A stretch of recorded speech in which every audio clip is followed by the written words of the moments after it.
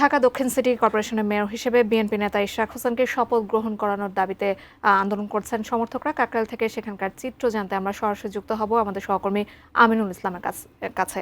আমিনুল, আমরা এখন পর্যন্ত আমাদের দর্শক থেকে জানাচ্ছিলাম সেখানে বিএনপি সমর্থকরা এখনো পর্যন্ত অবস্থান নিয়েছেন এবং নির্দেশ যতক্ষণ পর্যন্ত না আসছে রাজপথ ছেড়ে না যাওয়ার একটা ঘোষণা দিয়েছেন বিএনপি নেতা ইশরাক হোসেন। আপনার কাছ থেকে সেখানকার অবস্থা জানতে চাচ্ছি।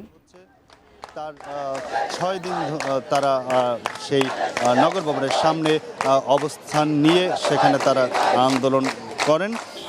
এরপরে আজকে তারা রাজধানীর বেশ কয়েকটি জায়গায় অবস্থান নিয়েছেন এবং সেখানে তারা আন্দোলন করছেন। আমরা জানি যে বিগত যে সিটি কর্পোরেশনের নির্বাচন হয়েছিল, ঢাকার সেই সিটি কর্পোরেশন নির্বাচনের পরপরই ধানের শেষ প্রতীকের প্রার্থী ইঞ্জিনিয়ার ইশরাক হোসেন তিনি এই নির্বাচনে বাতিল চেয়ে একটি মামলা করেছিলেন। সেই মামলার সর্বশেষ রায়ে তাকে আগের নির্বাচনে তাকে মেয়র পদে বৈধতা দেয় এবং এরপরই গেজেট পাশ করেন নির্বাচন কমিশন থেকে গেজেট দেওয়া হয় তাকে মেয়র হিসেবে। কিন্তু গেজেট প্রকাশের 20 দিন পরও তার শপথ গ্রহণের আয়োজন করা হয়নি। যেহেতু শপথ গ্রহণের আয়োজনের দায়িত্ব স্থানীয় সরকার মন্ত্রণালয়ের, তাদের পক্ষ থেকে এই শপথের আয়োজন না হওয়ার কারণে তারা এই আন্দোলন শুরু করেন।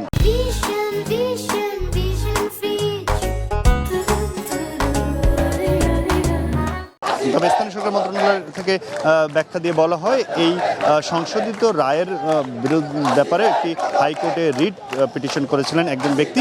সেই রিট পিটিশনের কারণে আইনি জটিলতার কারণে তারা শপথ আয়োজনটি করতে পারছেন না। আমরা জানি যে সেই রিটের শুনানি ইতিমধ্যে শেষ হয়েছে। আজকে সেই রিটেরও রায় হওয়ার কথা ছিল, কিন্তু সেই রায় শুনানির পিছিয়ে আগামীকালকে নেওয়া হয়েছে।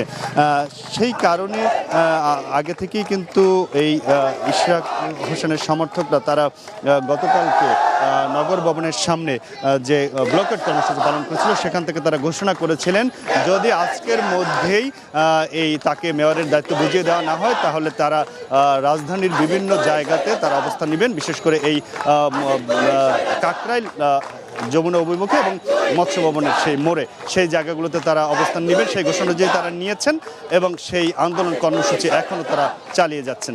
এই ছিল আমার কাছে ইঞ্জিনিয়ার ইশরাক হোসেনকে মেয়র পদে বসানো নিয়ে যে আন্দোলন করছে তার সমর্থকরা তার খবর।